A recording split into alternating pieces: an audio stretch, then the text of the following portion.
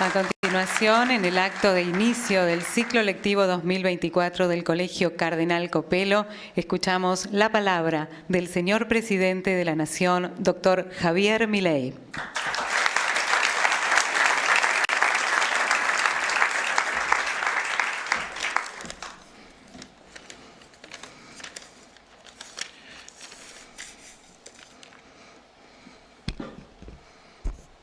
Hola a todos.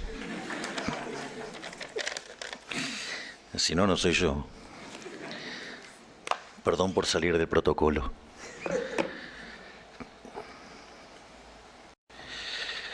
Bueno, en primer lugar, muchas gracias a todas las autoridades del colegio por volverme a recibir.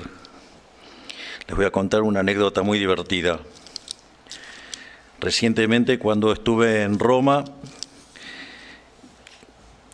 y fui a visitar al Papa Francisco, en un momento, ya terminada la reunión, fui a verlo con la comitiva, digamos, que se constituía de mi hermana, que es la secretaria general de la presidencia, con la canciller Diana Mondino, el ministro del Interior, Guillermo Francos, la ministra de Capital Humano, Sandra Petovelo, y mi rabino, Axel Banish. Y entonces, cuando Axel lo ve al Papa Francisco, le felicita por su enorme y monumental tarea que está llevando a cabo, y le dice, y se lo traje de vuelta. Y el Papa Francisco le dijo, no, quédatelo. Así que bueno, gracias por recibirme. En Roma no.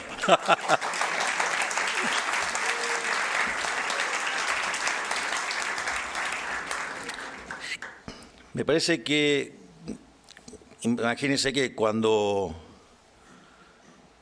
tenía que armar el discurso, había distintas formas de encarar el discurso.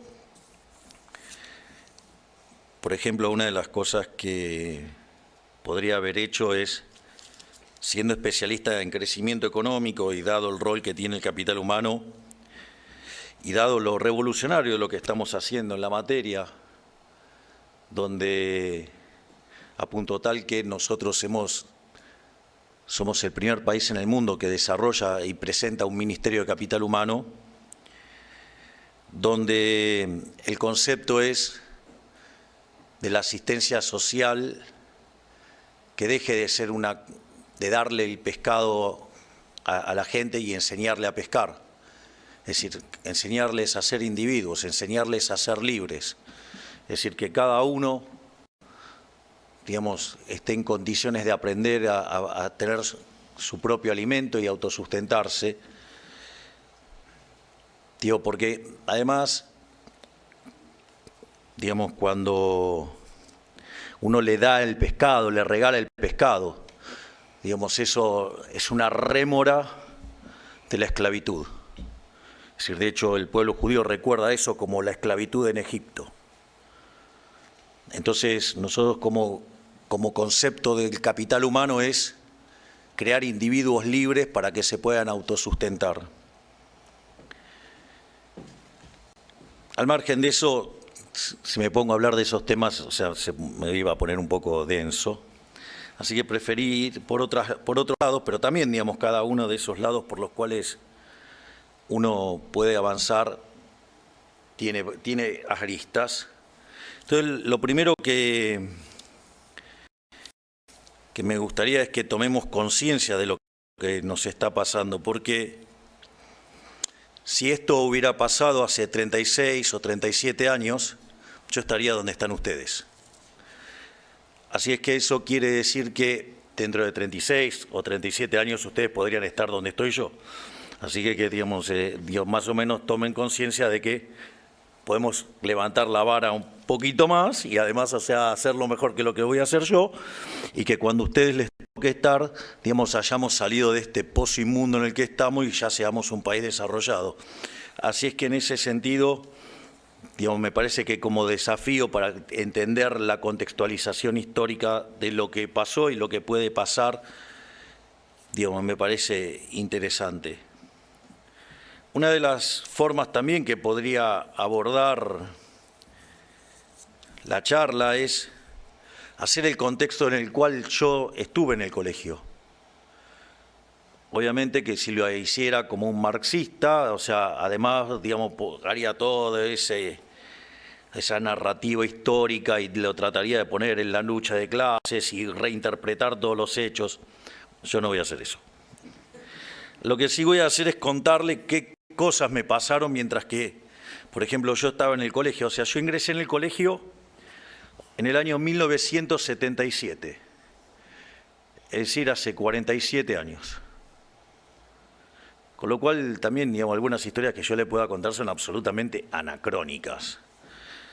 Pero como concepto, digamos, yo ingresé a un año de lo que fue el golpe cívico-militar, digo, y una de las partes más oscuras de la historia argentina. Interpretado y reinterpretado, cosa que, digamos, los invito a que lo hagan por ustedes mismos. Siempre tengan espíritu crítico, lean un lado de la biblioteca y el otro lado. Digo, porque quizás ustedes conocen mi faceta más nueva, que es la del liberal libertario, del anarcocapitalista, el minarquista en la vida real, pero digo, cuando yo arranqué bastante más a la izquierda. Así es que la única forma de tener una posición sólida en algo es mirando toda la biblioteca, y eso también les sugiero que miren toda la biblioteca. Al año siguiente, en el año 1978, fue cuando Argentina salió campeón del mundo. Es decir, en el Mundial 78, digamos, una hermosa final en la cancha de River. Digo, es más, o sea, yo, digamos, o sea, uno de mis grandes ídolos digamos, de mi juventud era el Pato Filiol. Ustedes quizá ni siquiera saben quién es. Digo, para mí fue el mejor arquero de todos los tiempos, o sea, pero ustedes deben estar fascinados con el Dibu Martínez, que tuvo una atajada bastante parecida a la que tuvo Filiol en el año 78, también sobre la hora. Nada, y ahí ya me vienen otros recuerdos del colegio, digamos, que jugábamos a las figuritas y esas cosas que hacíamos de chicos. Después, en el año 1980, digamos, cuando paso a cuarto grado, me toca ir de mañana y ahí estrenábamos maestro nuevo, que es el que está acá, el hermano Arturo. Así que qué karma, qué karma. Después, en el año 81, tuvimos lo que se llamó la crisis de la tablita cambiaria o crisis del programa de Martínez Dios. Es muy simpática. En ese momento, cuando Martínez Dios renuncia,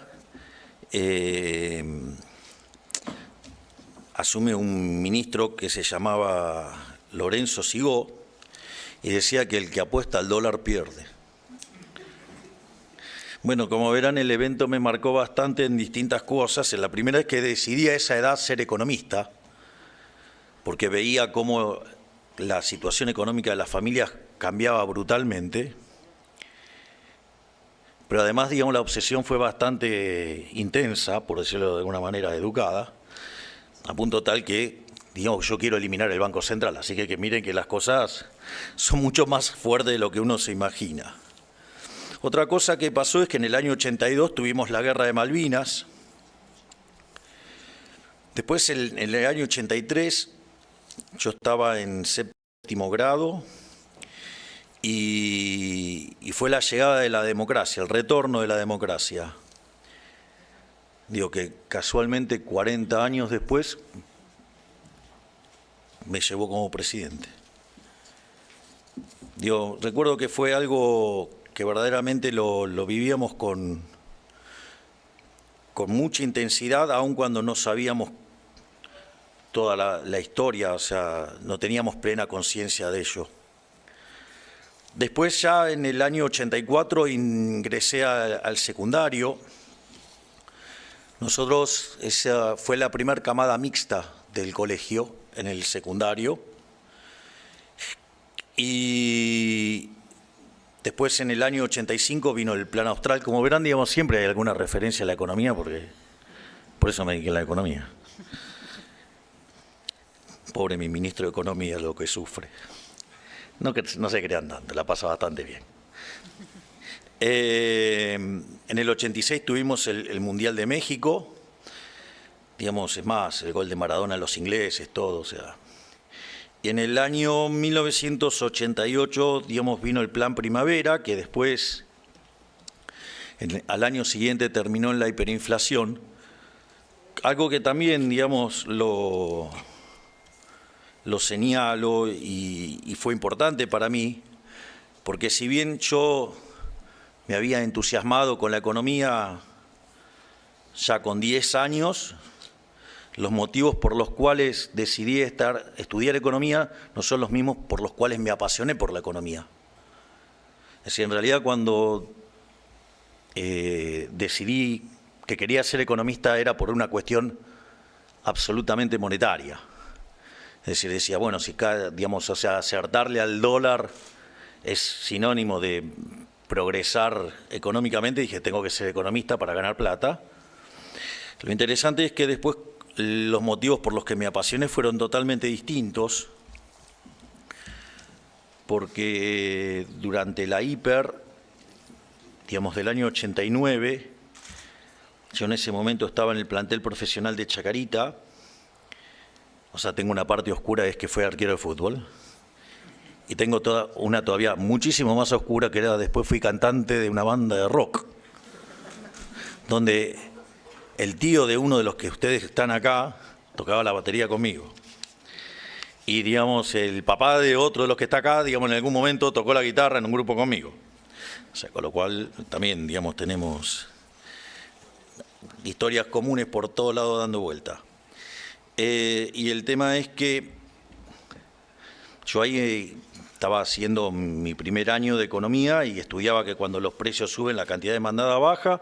Un día la acompaña a mi mamá al supermercado, estaba apoyado ahí sobre el carrito y digo, les voy a contar algo que ustedes quizás no saben, pero existían unas chicas con unas pistolas que ponían los precios. O sea, se llamaban tiqueadoras. Y es más, lo que ustedes ven ahora de las barras, en realidad se implementaron en ese momento, porque los precios subían tan rápido que no alcanzaban a retiquetear. Y imagínense cuando ustedes iban y compraban y llegaban a la góndola y se los tenían que cambiar, era una situación bastante traumática. Y es por eso que también nosotros estamos tan obsesionados con evitar la hiperinflación. Y en ese momento yo veía que los precios estaban subiendo y la gente se abalanzaba sobre la mercadería.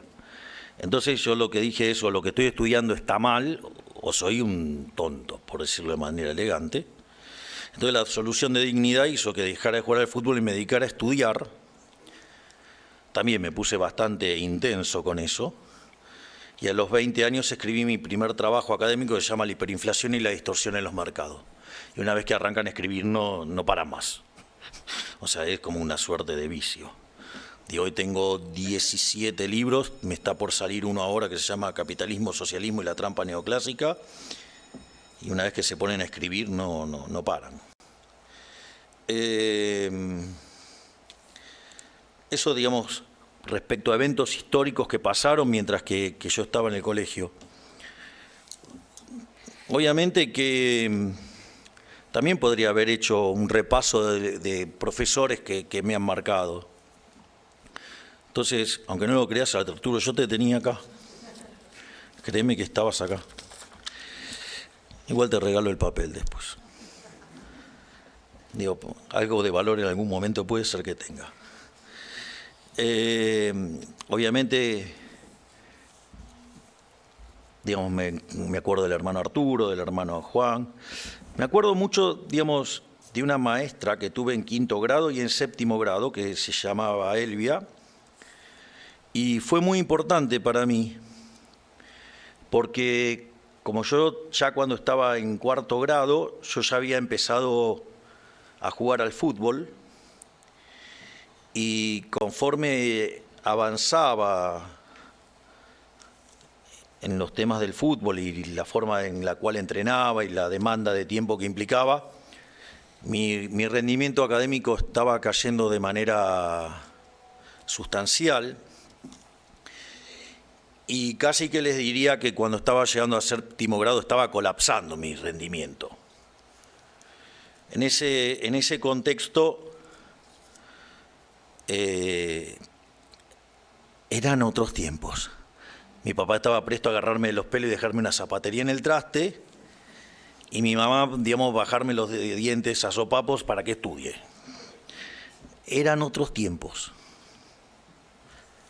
Entonces se juntó con Elvia y Elvia le dijo: no le saque el fútbol,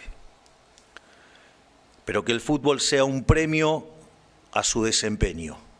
Es decir, si estudia y rinde y hace las cosas bien, sigue jugando al fútbol, y si no, se lo saca. Y eso funcionó de manera fabulosa. Empecé a reordenar mis métodos para entrenar, para, digamos, estudiar. Entonces estudiaba o muy tarde a la noche o muy temprano a la mañana. También, digamos, recuerdo en ese 7º grado a un profesor maravilloso que se llamaba Viola. Y después, algunos de los profesores que tuve en la secundaria, que también fueron maravillosos, digo, como Fuentes Moreno, como Massignani, Festa, Saloco, Elizalde, digo, varios, digamos, de cuales todos, también tengo un montón de recuerdos, pero de vuelta, contarle este tipo de cosas, digamos, casi que también se vuelve anacrónico. Entonces decidí focalizarme en 2 eventos muy importantes, que es los que les voy a contar y que creo que es lo mejor que les puedo transmitir hoy. Hay una conferencia de Steve Jobs en Stanford, si se las recomiendo enfáticamente, y es una donde Steve Jobs cuenta que ustedes no pueden unir los puntos hacia adelante, los pueden unir para atrás. Es decir, muchas de las cosas que hoy les pasan, no saben por qué les pasa, pero que después, cuando transcurre, ustedes van entendiendo lo que les pasó. En ese sentido, esa lección de Steve Jobs es muy importante, pero a mí me pegó de manera muy fuerte en el año 85, o sea, 1985. En 1985 mi hermana, que estudiaba en un colegio cercano acá, decide pasar al Copelo, decide venirse al Copelo. Y cuando ingresa, digamos, la parte de los ingresos al secundario, digamos, estaban bajo la órbita de un hermano que en ese momento, digo, se llamaba el hermano Bravo. Y dijo algo muy, muy interesante, muy importante, muy revelador. El hermano Bravo dice: miren, usted no viene a estudiar acá por cómo enseñamos matemática, cómo enseñamos literatura, geografía, no sé, la materia que quieran. Eso usted lo puede aprender en cualquier lado. El motivo fundamental por el cual ustedes vienen acá, usted está acá y quiere que su hermana esté acá, y su familia quiere que su hermana esté acá, es por una cuestión de los valores. Y ahí eso a mí me permitió ligar con el recuerdo más fuerte que yo tengo del colegio. que es mi primer día de clase de 1977. Previo a eso, les voy a contar algo que me pasó ya siendo más grande, y es que cuando estaba en la universidad estaba estudiando crecimiento económico.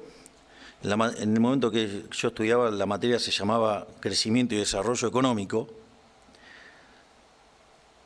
La verdad que hubiera preferido que tuviera la materia más de crecimiento que de desarrollo económico. Me tocó un profesor que me resultaba bastante zurdo para aún en esa época, así que imagínense lo que puedo llegar a pensar hoy. Yo creo que casi me podría dar un ataque gritándole comunista, pero como verán, vivo haciendo chistes sobre mí mismo porque si no es un bodrio la vida. Más ahora que me tratan como si fuera realeza. Entonces como que es complicado. Entonces me acuerdo que dentro del poquito interés que se ocupaba de dar el profesor en los temas de crecimiento. Uy, se cayó.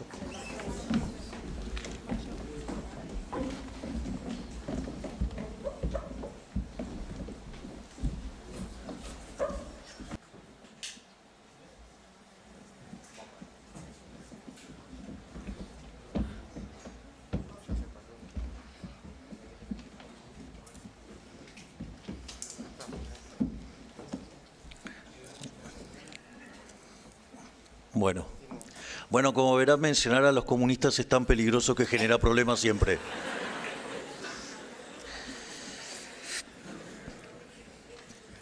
Y en ese sentido, cuando empiezo obviamente que yo era autodidacta, y entonces empiezo a leer los libros que el profesor no me daba. Entonces, en uno de los libros de crecimiento me encuentro una frase de Robert Lucas, Jr., que se me genera que es tan importante en mi vida que dos de mis hijitos de 4 patas tienen nombre. Uno se llama Robert, por Robert Lucas, y Lucas también por Robert Lucas. Así que en ese contexto encuentro una frase que dice: las consecuencias sobre el bienestar humano de este tipo de cuestiones son tan estremecedoras que cuando uno empieza a pensar en ello no puede pensar más en otra cosa. Como en ese momento era un insolente de 22, 23 años, bastante ignorante, por decirlo de manera elegante, lo primero que dije es: bueno, este es el típico profesor que cree que su materia es la más importante. Y eso que quizás en ese momento lo veía como algo negativo y pesado y como algo que le restaba crédito, después con el tiempo, piensen que yo tengo de experiencia docente cerca de 30 años. Y en ese contexto, hoy les diría, ojalá cada vez que les toca a un profesor, un maestro o lo que fuera, considere que su materia es la mejor de todas y la más importante, porque se las va a enseñar con pasión. Y que todas las materias son importantes, hasta la materia que parece más insignificativa. Y es más, no solo eso, sino que además, me parece que no es insignificativa, es insignificante, perdón. O sea, no solo Kichilov comete furcios. El tema es un problema de quantum. No, aparte, yo estoy con highlights, no estoy leyendo mi discurso. Entonces, que son los highlights de Arturo ahora. Entonces, la materia de repente puede ser que les parezca una materia menor o algo, y en realidad esa materia puede terminar siendo, a la luz del profesor que tienen, algo verdaderamente maravilloso. Y este papel da prueba de ello, les diría, porque mi primer materia, el primer día que yo vine al Colegio Cardenal Copelo, fue caligrafía. Ustedes saben que muchas veces andan dando vueltas mis notes por ahí. Ya vieron lo que es mi letra. Digamos, yo creo que mi letra tiene una función social y es que hace ver linda la de los médicos. O sea, digo, con lo cual para algo sirve. Con lo cual casi diría que el hermano José Luis, un hermano que venía de España, muy alto, muy robusto hacia los costados, y que venía y daba clase de sotana, me dejó marcado de por vida. No puedo evitar emocionarme. Era el profesor de caligrafía. Caligrafía con un especialista en crecimiento económico y economía matemática. Pareciera que no pega con nada. Y encima se los quiero ligar con el hermano Bravo cuando ingresó mi hermana. O sea, parece bastante rebuscado. Y en aquella clase, el hermano José Luis hizo dos cosas. Lo primero es, dibujó el escudo del colegio, que yo no veo que nadie tenga el escudo original del colegio, el que tiene el óvalo en el medio. Ese óvalo en el medio, simétrico, dividido en 4 partes, en lo que es la diagonal principal,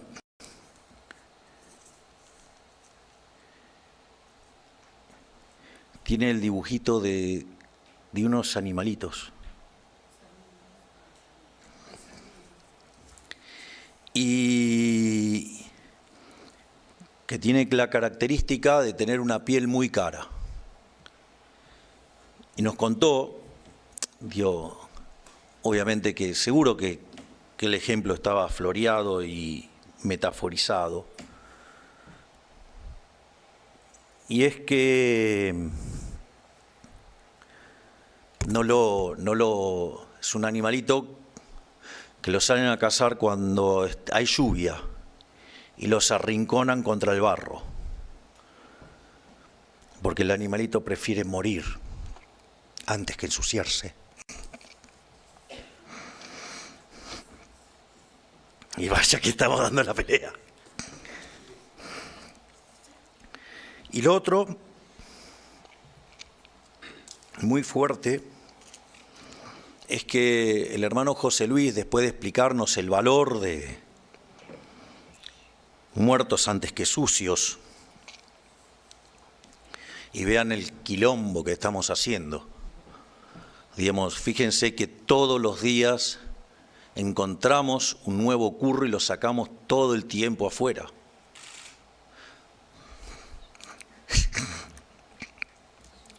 Se me emociona la ministra de Capital Humano, que es una máquina de encontrar curros. Tiene una división anticorrupción y que todas las semanas se instala en un piso nuevo. Y hace unos quilombos de novela, ustedes lo estarán viendo. Más allá de los que se terminan autoincriminando por sacar a los fondos fiduciarios de una ley. En ese contexto,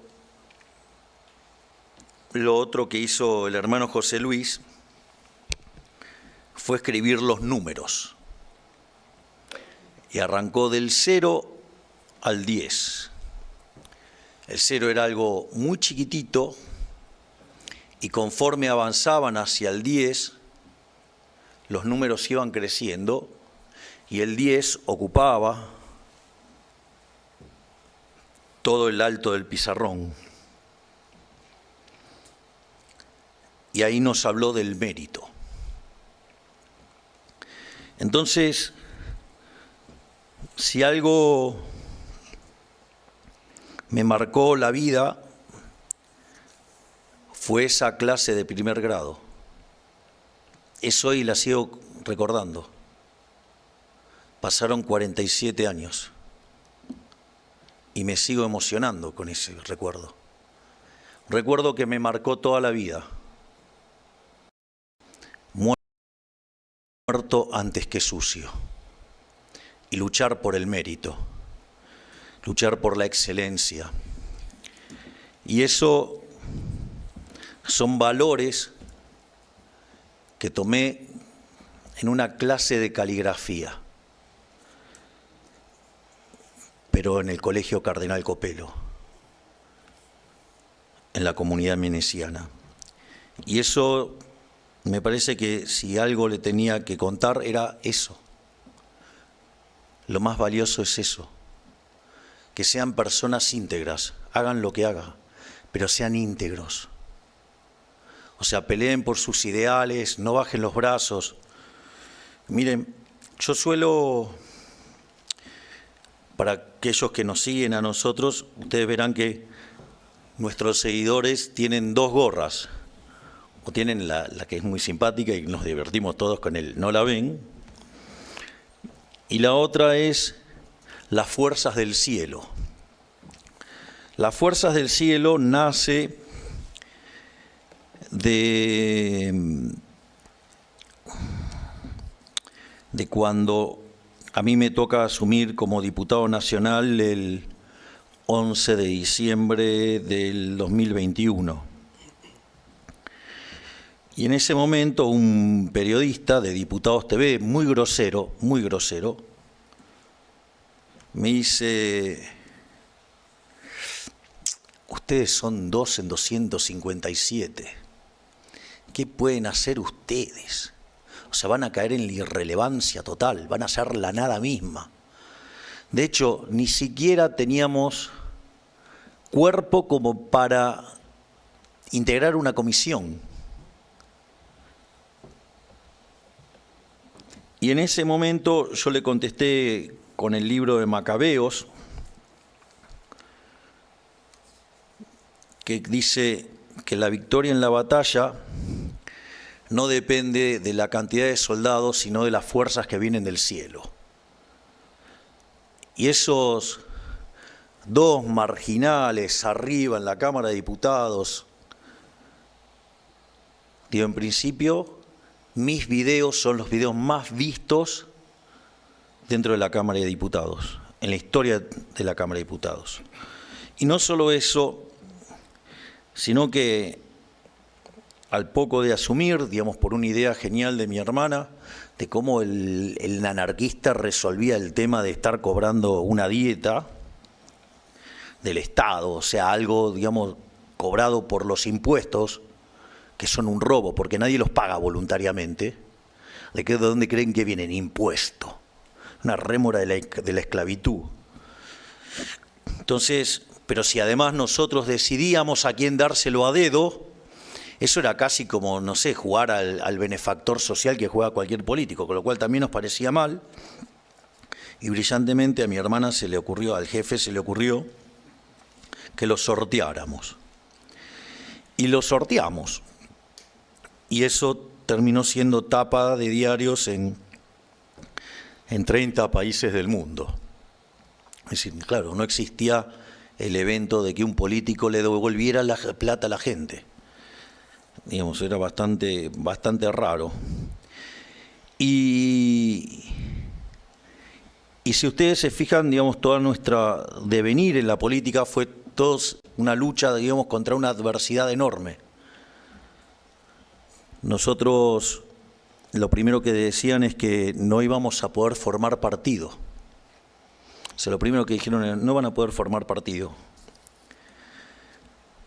Entonces, de hecho, digamos, el jefe de gobierno en aquel momento, digamos, se dedicó a comprar cuanto sello de goma andaba dando vuelta para que nosotros no pudiéramos competir. Una vez que, digo, yo se las voy a contar simplificada, digamos, o sea, si la quieren ver, está en una película que hizo el genial Santiago Oría, que se llama... Santi, ¿cómo se llama la película? Ahí está. Ahí está. Ese es mi cineasta. Es el que hace los videos, todo, o sea, un tipo brillante.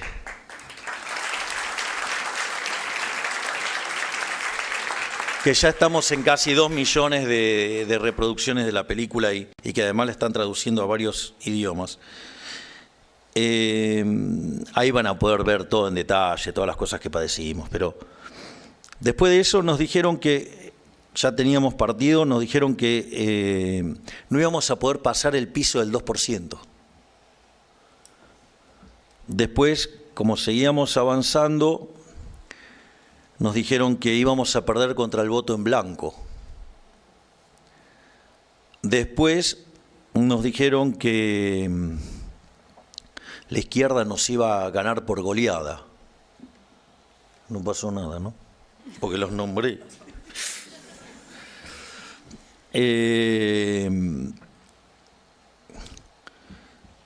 Y después hasta crearon una lista paralela para romper a nuestra estructura, digamos, y para diezmarnos. Y aún así nosotros logramos en la ciudad conseguir 17% de los votos, nos habíamos convertido en la tercera fuerza. Y luego de lo que pasó con el sorteo de la dieta, con mi hermana nos miramos y dijimos, bueno, parece que estamos para otras cosas. Empezaron con el mismo tipo de agresiones, que no íbamos a poder formar partido, y ahí es que de los 24 distritos participamos en 22. Decían que con suerte, en el mejor de los casos, conseguíamos poco menos de 10 puntos y que después de las PASO nos íbamos a caer al 3. Y nosotros seguimos peleando, porque estábamos convencidos de que de vuelta la victoria en la batalla no depende de la cantidad de soldados, sino de que las fuerzas que vienen del cielo. Y ahí es cuando nos sorprendimos y terminamos sacando el 30% de los votos y fuimos la fuerza más votada, tanto por candidato como fuerza. Y eso empezó todo un tramo durísimo hacia la elección general. Hemos tenido que soportar 2 estructuras tirándonos con todo lo que se pueden imaginar. De hecho, el oficialismo en ese momento gastó, piensen que una campaña electoral en general se hace con la de ustedes, no cuando la hacen gasolera como nosotros. Se gastan 100 millones de dólares. Bueno, solamente el oficialismo gastó 300 millones de dólares en YouTube para que cada vez que ustedes abrieran YouTube se encontraran con publicidad negativa sobre mí. Y a pesar del esfuerzo enorme que nosotros hacíamos,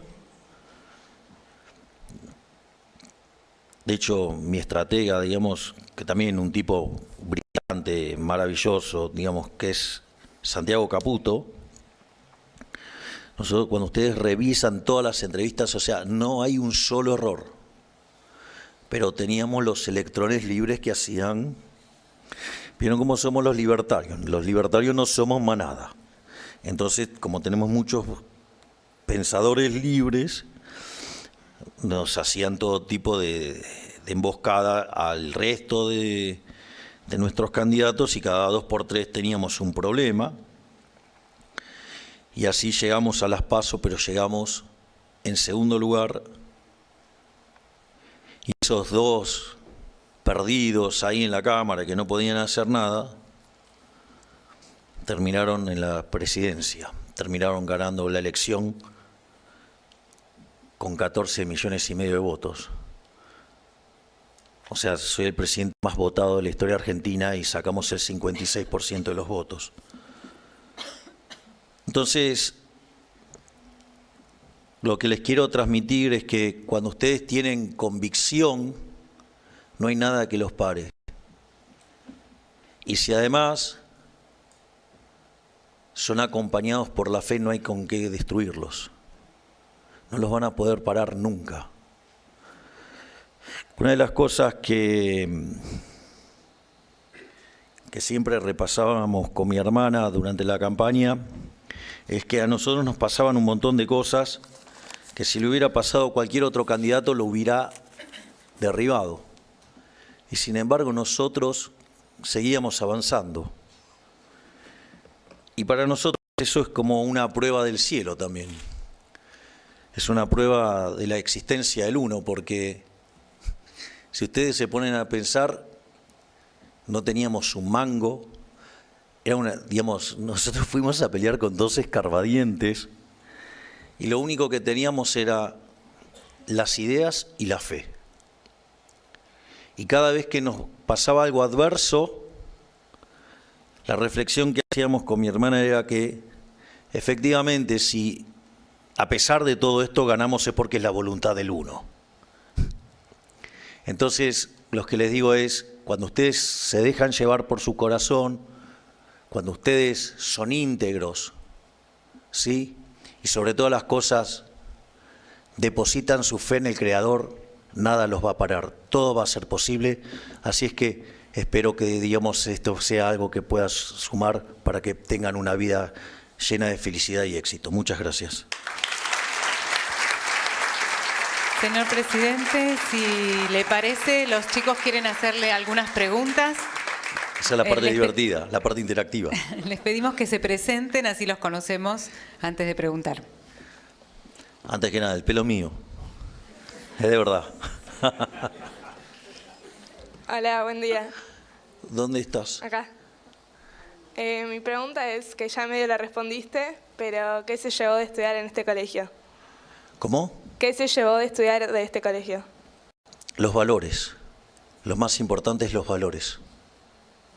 Gracias. Hola, señor presidente. Soy Santiago Rafowicz y le quiero preguntar cómo hizo usted y su equipo para tener superávits gemelos después de tanto tiempo y en tan pocos días. Gracias.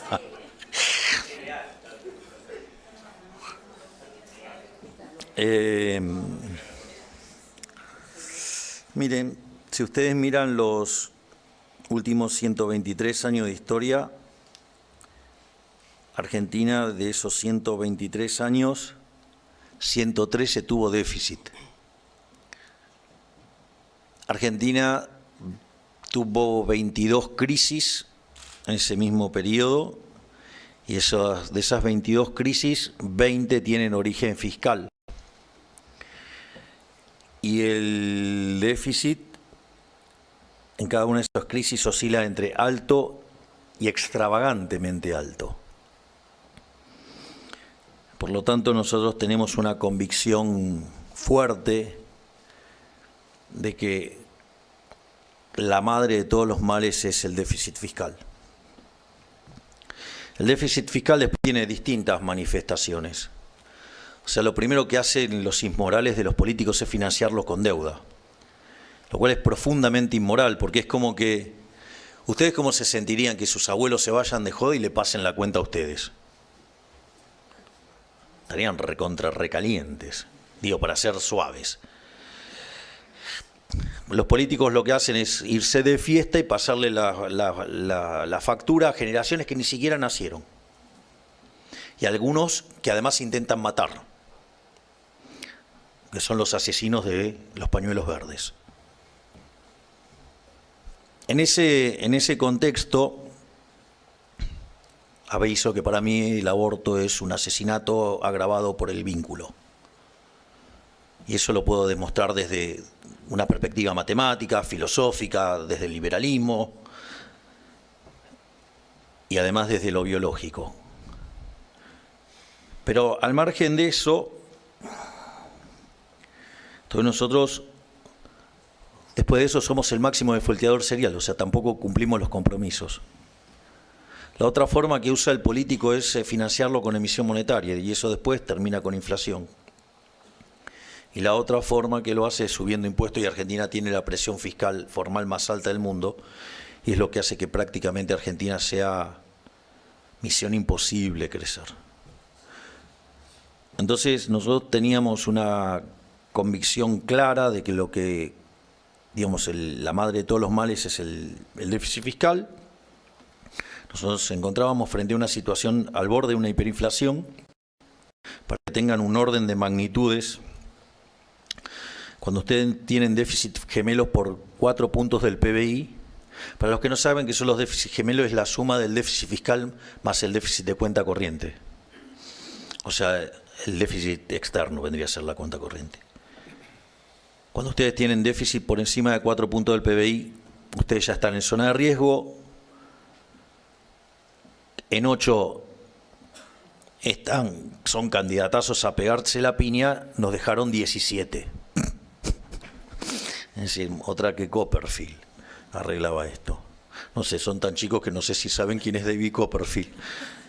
O sea, mis chistes a veces se están poniendo viejos, como yo.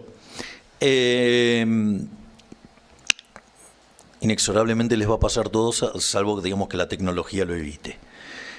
En ese contexto, nosotros además teníamos plantada una hiperinflación, porque los precios en la primera semana de diciembre crecían a un ritmo anualizado del 3.700%, en las 2 semanas primeras a 7.500%, y si ustedes miraban los mayoristas, venían al 17.000%. Es decir, estábamos al borde de verdaderamente un desastre, y era la combinación de 3 crisis. El Rodrigazo del 75, la hiperinflación de Alfonsín en el 89 y la crisis de la convertibilidad en el 2001-2002. Por lo tanto, estábamos frente a un verdadero desastre. En ese contexto, nosotros teníamos que frenar de como fuera la emisión monetaria, y teníamos 2 mecanismos por los cuales el Banco Central emitía. Uno, por el déficit fiscal, que eran 5 puntos del PBI, y otra era por el Banco Central, que generaba 10 puntos de déficit del PBI. Entonces nosotros encaramos un programa de estabilización muy duro, donde apuntábamos a el déficit cero, o sea, 5 puntos de ajuste en el Tesoro, y tratar de limpiar el Banco Central, que son 10 puntos. Además, a los 11 días de asumir nos vencía un pago con el fondo y no teníamos reservas. Entonces, y el acuerdo además estaba caído. Y entonces, con el ministro Caputo decidimos sentarnos arriba de la caja y aguantar todo. En ese contexto echamos a 50.000 empleados públicos que no trabajaban. Dimos de baja 200.000 planes sociales de gente que verdaderamente no lo necesitaba. Gente que, por ejemplo, se va de vacaciones en avión, en barco, son empleados públicos, o sea, un montón de abusos. No solo eso, sino que además recortamos la obra pública, la eliminamos, la hicimos cero. Además, eliminamos las transferencias a las provincias, las discrecionales. No le toqué un peso a la coparticipación, eso es técnicamente imposible. O sea, la coparticipación se deposita todos los días. Y además, recortamos un montón de privilegios que tienen la política. Recuerdo que, ¿cuántos autos tenías a cargo? 120. Tenías, no, cuando llegaste. Tenían 120. Bueno, tenía 120 autos a cargo la Secretaría General de Presidencia. Entonces empezó con la motosierra y esto es muy gracioso, porque en un momento le dice, no, este no lo puede sacar. ¿Cómo que no? No, porque tal secretario se lo autoasignó. Bueno, duró un día ese secretario. Así que nos sacamos de encima los autos. En el Ministerio de Economía nos sacamos de encima 600 autos, los teléfonos, o sea, un montón de privilegios que tiene la casta. Es más, son tan inmorales que hacían viajes en primera clase, que acumulaban millas y esas millas después las gastaban con los familiares, una cosa. Todo es así. Todo donde tocan hay curros, es un desastre. Y nosotros teníamos como objetivo en el año alcanzar el déficit cero en el año. Y fue tan fuerte lo que empezamos a hacer, mezcla de motosierra y licuadora. No voy a negar que hay licuadora, digo, un ajuste tan rápido tiene licuadora también, obvio. Y lo que pasa es que si la licuadora se vuelve permanente, se vuelve motosierra. Que imaginen cuál es mi intención.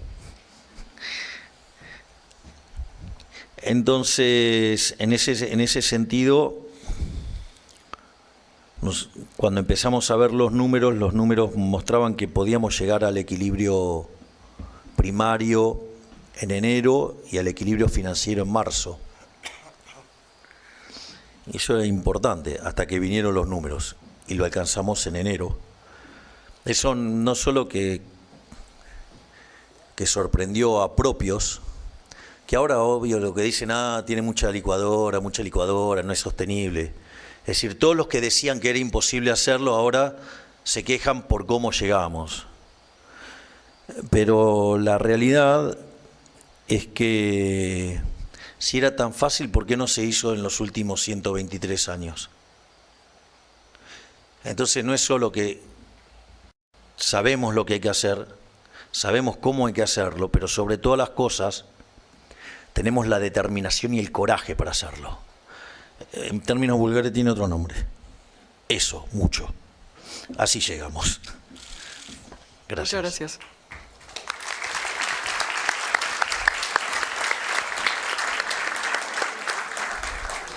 Hola, Me estoy cuidando con los términos porque como tengo la ministra de Capital Humano y el secretario de Educación...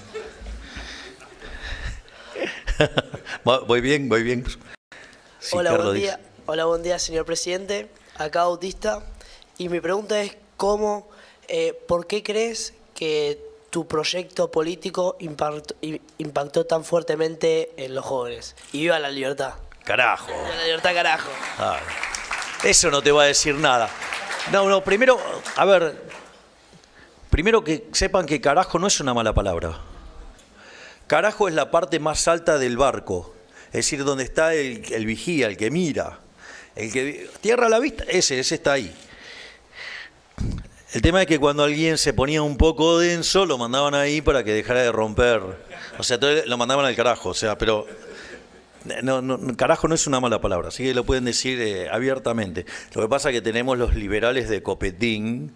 Ay, ¿cómo decir carajo? Pero bueno, o sea, los sommeliers de las formas. El punto por el cual yo creo que los jóvenes son los que iniciaron esta revolución liberal tiene que ver con varias cosas. Primero, los jóvenes son naturalmente rebeldes contra el statu quo. Y eso significa que cuando ustedes miran todo lo que es lo políticamente correcto, no solo en Argentina, en el mundo, pero en Argentina está mucho más acentuado porque llevamos 100 años de esto, es socialista. Si hay mucha gente que es socialista sin saberlo. De ahí, digamos, que fue tan estremecedor que me paré ahí en Davos y casi que le dije, ustedes son todos unos zurditos. ¿Otro más? Y sí, y los nombro y son infalibles, son infalibles. A ver el doc.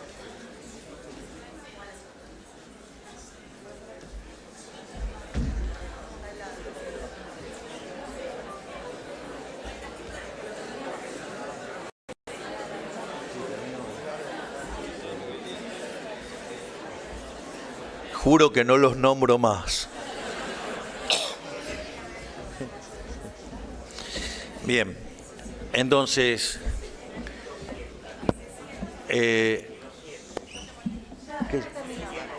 sí. Bueno, ya me olvidé en cuál era la pregunta. No, sí. Pero lo de los chicos. Y básicamente, por lo tanto, la rebelión natural tenía que ser liberal. Es decir, estábamos pero tan contaminados de socialismo, pero teníamos tanto rojo encima, que lo natural era que la revolución fuera liberal. Otra cosa que pasa es que los jóvenes llevan menos tiempo expuestos al mecanismo de lavado de cerebro que es la educación pública, independientemente que sea de gestión estatal o privada, porque cuando determinan los contenidos, están recontra rojos los contenidos. Entonces eso también favorece no estar expuesto, o sea, porque entre tener la cabeza contaminada y tenerla limpia, prefiero que esté limpia. Y lo otro que también jugó un rol muy importante fue el tema de las redes, o sea, las redes sociales y muy especial YouTube. Entonces, yo voy, me siento en un programa de televisión, hablo y les cito un montón de autores. Ustedes después se meten en internet y entonces todos hablan de Hayek, de Mises, de Rothbard. Yo les puedo asegurar que ustedes van a la Universidad de Buenos Aires, a la Facultad de Ciencias Económicas, y le hablan de Ludwig von Mises y creen que es el 9 de Holanda. Y para los liberales es el mejor economista de todos los tiempos. Entonces, en ese sentido, empezaron a entrar las ideas. Y además eso generó una dinámica muy interesante, porque los jóvenes leían eso y confrontaban a sus maestros y a sus profesores. Y está lleno de videos de profesores maltratando a alumnos por oponerse a la opresión kirchnerista. Y la verdad es que han sido unos valientes, porque se la recontrabancaron, los han bulineado, les han hecho de todo.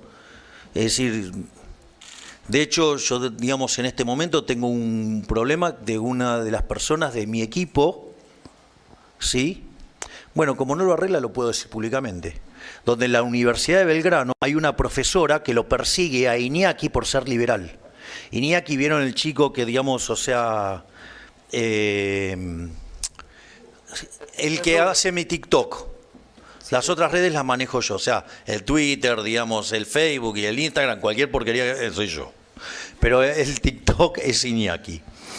Y entonces tiene una profesora de Microeconomía 1 que lo persigue por ser liberal. Lo persigue, lo bulinea y la universidad, el primer rector, digamos, miraba para otro lado, porque el director de carrera miraba para otro lado, y el que vino después sigue permitiéndolo. O sea, espero, digamos, que el secretario de Educación y la ministra de Capital Humano, digamos, pongan en orden, digamos, este desborde que hay en la Universidad de Belgrano, donde hay profesores de origen radical persiguiendo a liberales. Bien, exacto. Bueno, ahora veamos acciones. Entonces, en ese contexto,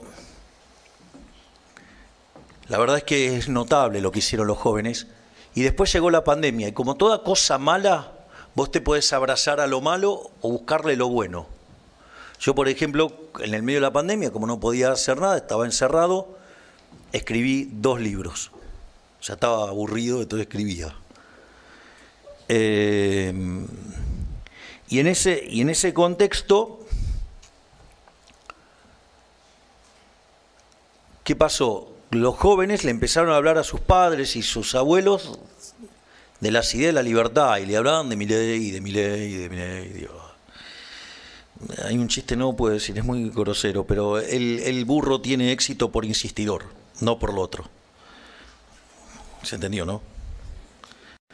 Y tanto insistieron que en algún momento abrieron los videos. Y así empezó. Y entonces algo que era, como decían los que estaban con López Murphy, que era un movimiento de 500 virgos, ellos con los recursos de Larreta sacaron menos votos que nosotros en las PASO, a pesar de un montón de calumnias, injurias, a pesar de tratarme de nazi. Y después no solo eso, sino que además, bueno, miren a dónde llegamos. Así es que los jóvenes sí han tenido un rol, no solo porque son los primeros que absorbieron las ideas, sino que además evangelizaron. Entonces por eso siempre tengo un agradecimiento muy particular a todos los jóvenes, porque si Argentina, digamos, verdaderamente se levanta y se despierta y se vuelve liberal es porque es gracias a los jóvenes. Porque como dije en mi primer discurso allá en Plaza Holanda, yo no vine a guiar corderos, yo vine a despertar leones. Y los primeros leones fueron ustedes. Muchas gracias y ¡viva la libertad, carajo! ¡Viva! Muchas gracias por las preguntas. Agradecemos al señor presidente de la Nación, a la señora secretaria general de la Presidencia, por su presencia en este acto de inauguración del ciclo lectivo 2024 del Colegio Cardenal Copelo. Se retira entonces el señor presidente de la Nación junto a la señora secretaria general de la Presidencia.